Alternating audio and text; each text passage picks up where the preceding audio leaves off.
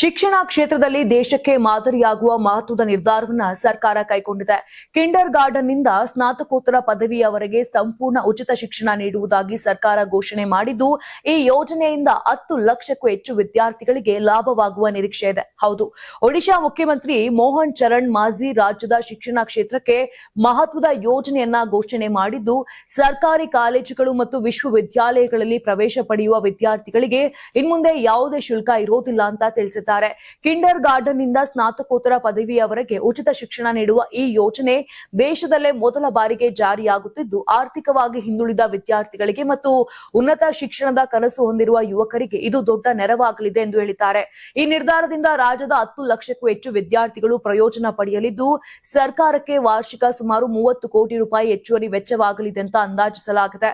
ಈಗಾಗಲೇ 10ನೇ ತರಗತಿಯವರೆಗೆ ಉಚಿತ ಶಿಕ್ಷಣ ನೀಡಲಾಗುತ್ತಿದ್ದು, ಇದೀಗ ಅದನ್ನು ಉನ್ನತ ಶಿಕ್ಷಣಕ್ಕೂ ವಿಸ್ತರಿಸಲಾಗಿದೆ. ಶಿಕ್ಷಣದ ಗುಣಮಟ್ಟ ಹೆಚ್ಚಿಸಲು 45,000ಕ್ಕೂ ಹೆಚ್ಚು ಶಿಕ್ಷಕರ ನೇಮಕಾತಿ ಮಾಡಲಾಗುವುದು. ಜೊತೆಗೆ ಉನ್ನತ ಶಿಕ್ಷಣಕ್ಕೆ ಉತ್ತೇಜನ ನೀಡಲು 4 ಹೊಸ ವಿಶ್ವವಿದ್ಯಾಲಯಗಳನ್ನು ಸ್ಥಾಪಿಸುವ ಯೋಜನೆ ಕೂಡ ಸರ್ಕಾರದ ಮುಂದಿದೆ ಅಂತ ಮುಖ್ಯಮಂತ್ರಿ ಮಾಹಿತಿ ನೀಡಿದ್ದಾರೆ. ಶಿಕ್ಷಣ ಎಲ್ಲರಿಗೂ ಸುಲಭವಾಗಿ ದೊರೆಯಬೇಕು ಎಂಬ ಉದ್ದೇಶದೊಂದಿಗೆ ಒಡಿಶಾ ಸರ್ಕಾರ ಕೈಗೊಂಡಿರುವ ಈ ನಿರ್ಧಾರ ದೇಶದ ಶಿಕ್ಷಣ ಕ್ಷೇತ್ರದಲ್ಲಿ ಹೊಸ ಮಾದರಿಯಾಗಿ ಗಮನ ಸೆಳೆಯುತ್ತಿದೆ.